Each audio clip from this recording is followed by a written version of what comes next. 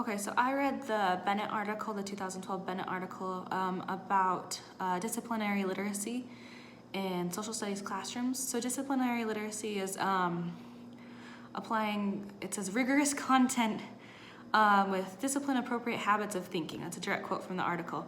What it basically means is you provide students with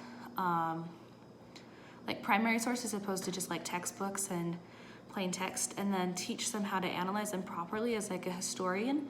And what this essentially does is allow students to learn how to analyze, and it changes their thinking to become more analytical as opposed to just absorbing the text. It allows them to look further. In the article, one of the examples they use is this classroom that starts talking about the upcoming elections and why the election dates are always in November and how the campaigns work.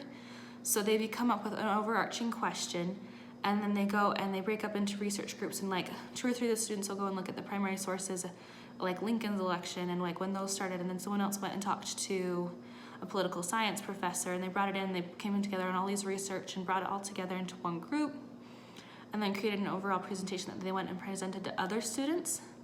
And then at the end of that, they discussed like, what did they learn that they hadn't known? What did they wish they could learn more about? And they asked these questions. But through the whole process, the students were able to contact experts in the area, look at primary sources, and then ask questions about why it's that way and how these things change and who's involved and why it's important. And then they're able to, what I like is they collaborate, and they're able to bring their ideas and discussions together to build more connections. So that was the main points in my article.